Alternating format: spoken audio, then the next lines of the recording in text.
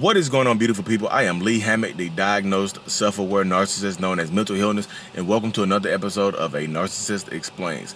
In today's episode, we're going to be talking about why so many people leave narcissists alone, why so many people abandon narcissists and walk out of a narcissist or a toxic person's life. Stay tuned. I hope this helps.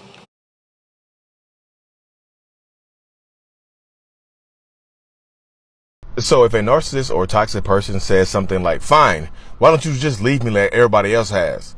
Ask yourself, why has everybody else left them? And if you're new here, I'm a narcissist. I have narcissistic personality disorder. So yeah, ask yourself that question. Ask them that question. You can feel free to ask them that question if you're comfortable enough. Why has everybody felt the need to leave you in particular? Why has everybody abandoned you, like you just said? Because that statement could very well be true. People could be coming in and out of this person's life, but ask yourself why. Typically, people leave narcissistic people alone because they're tired of them. They're tired of being manipulated. They're tired of being lied to. They're tired of being cheated on, whatever. People get tired of dealing with narcissists and they abandon them. And the narcissist takes it as rejection. And you know that narcissistic people hate rejection. Just hate it completely. So ask yourself that question. Why do people walk out of this person's life? And why are you still here? Because typically the common denominator is going to be that narcissist or that toxic person, pushing people away and making people leave them alone. Fine. Why don't you just leave me like everybody else did? So y'all, I'm in my car today. I told you I'm on the road. I'm a real estate agent. I got some work to do, so here we are. Fine, why don't you just leave me like everybody else did? Everybody abandons me. Nobody sticks around anymore. People are so fake, blah, blah, blah, blah, boo, boo, boo, boo, beep, beep, beep, beep. Y'all know how it goes, y'all.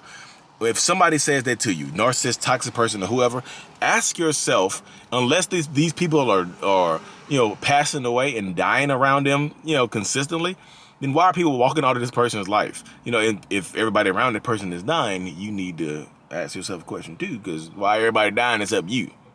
Are you Dexter? No, I'm just joking. But ask yourself that question though. Why is everybody walking out of this person's life? Why? So many people are afraid to ask these pertinent questions. These questions matter. Why are people walking out of this person's life? Why are so many people abandoning this person in particular? Why? So many people get caught up in these relationships because a lot of people get afraid to ask these questions. Ask these questions. All my exes are crazy. Why are all your exes crazy? Why? Did you make them crazy? Why are you the only person around here with a pattern of crazy exes? Did you make them crazy? So let me rewind it. Could you have a string of toxic relationships and not be the toxic person? Yes, but this also means that there is a problem there.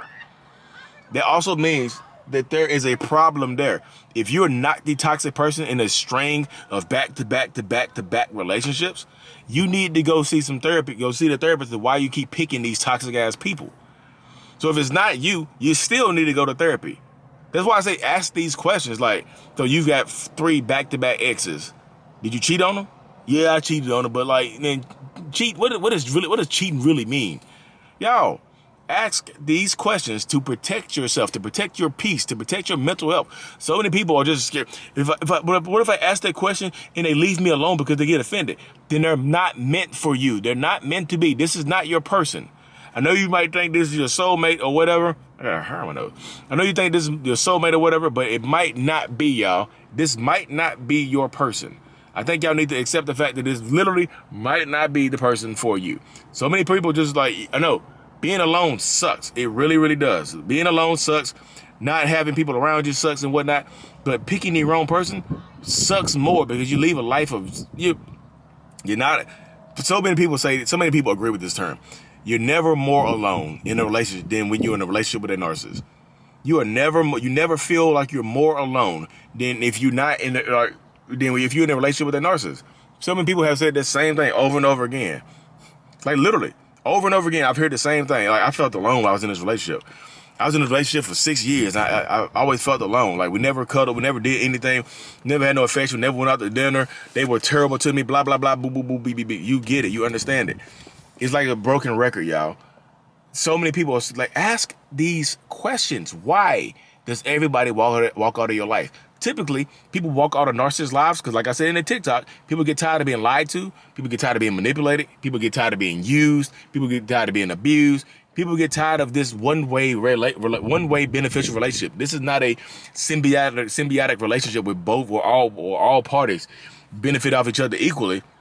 That person is taking. They're not giving. That person is the Grinch. Their friends are Santa Claus. Their family members are Santa Claus. Their significant others, their spouses are Santa Claus. They are the Grinch. They are taking. The other people are giving. What are you giving for? What are you getting out of this giving, y'all?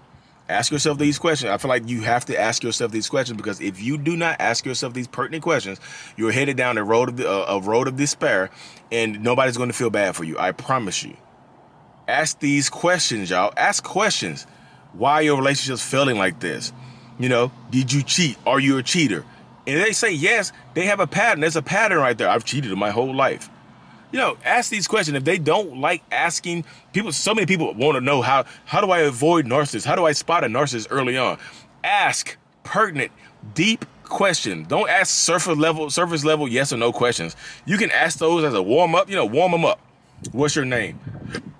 Are you from this state? How old are you?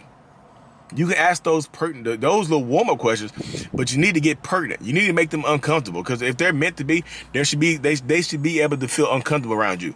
They should be able to take some criticism or feel a little, test them, poke them a little bit. Y'all, of course, use discretion when I say poke them a little bit, but you have to ask questions. Everybody, good, fine. And when people throw that statement at you, they'll throw it. So a narcissist or a toxic person will throw that statement at you on your way out the door, just like everybody else. You're on your way out the door, you're leaving them alone like everybody else has. Why are everybody leaving this person alone? Why doesn't this person have friends, y'all? Why? Ask yourself these pertinent questions, because if you do not, you will be destroyed. I promise you. Because it gets to the point where it's pointless. You know what I mean? It gets to the point where it's pointless being in these relationships. It's pointless. Like, what's the point of going forward? Unless you want to just have some fun and get your cheeks clapped here and there, cool. If this is going to be like one of those relationships, cool. Just, friends with benefits, cool. You don't have to ask all those pertinent questions, because why does it matter? Why does it matter if everybody else leaves them alone? Why does it matter if y'all just clapping cheeks every once in a while? Who cares? But if y'all plan on being in a long-term relationship, these questions need to be asked. And because they will throw that, they will say that to you on your way out that door. Fine, just leave me like my mom did. Just leave me like my dad did. Just abandon me like everybody else. Just give up on me. They'll say that stuff to you, like, yo, why does everybody else give up on you? Don't be afraid to ask these questions, y'all, because if you're afraid to ask these questions, you've already lost. In the battle, in the war against narcissism, you've already lost the battle because you're scared to ask questions. You just have. I know people are just like, well, it's not really a battle. It's a battle between you. It's not a battle between you and the narcissist. It's a battle between you and you. What do you really want? You say you want to be happy. You say you want to have an open, honest relationship. Why are you scared to ask questions if you want an open, honest relationship? Seriously. So many people get caught up in this thing. You just want, how do I put this, y'all? I feel like so many people want more from these relationships. You want to squeeze more juice out of these relationships. And this is not an orange. It's a damn pear. It's not an orange or an apple, something you get juice from. You can get pear juice. I feel like pears are tougher. Apricot. This is an apricot.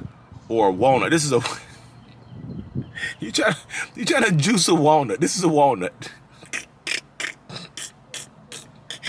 This is a walnut, y'all. There better not be no damn walnut juice out here. If there's some walnut juice, I'm deleting my channel, y'all. You can't keep juice a walnut. I feel like you might have to grind them up and I don't know. It's weird, but I feel like you still have to make the decisions for yourself, y'all. Don't be scared to ask these questions up front. Why are your exes leave you alone? Why are all your boyfriends and girlfriends walking away from you? Why do your friends cut you off? Why do your coworkers hate you? Y'all, ask these questions. Why are you banned from these restaurants? Because you treat the waiters terribly. You treat the waitresses terribly. Why are you banned here? Why can't you go to my favorite bar? Because you cussed out the bartender for giving you a little less shot? You know what I mean? Literally. Ask these questions, y'all. You have to be able to ask these questions because, again, if you don't feel comfortable asking these questions now, they're going to come back and bite you later on.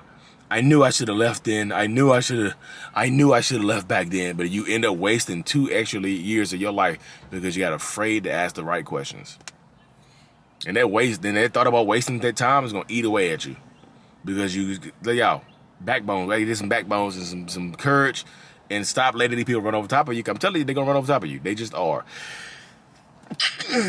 This sneeze hurt, y'all. I was playing some flag football yesterday. I'm 36. I'm old, y'all. My body hurt. That sneeze hurt my whole body. I didn't even want to sneeze. I knew it was going to hurt. I was like, this is going to hurt. This is going to sting a little bit. But anyways, y'all, I'm going to cut this thing short. I'm sitting outside the YMCA right now. I had to go pick my son up, show some houses, and then I'm done, y'all. But anyways, y'all, like and subscribe for more. Thank y'all for tuning in. As always, mental illness is up. Peace.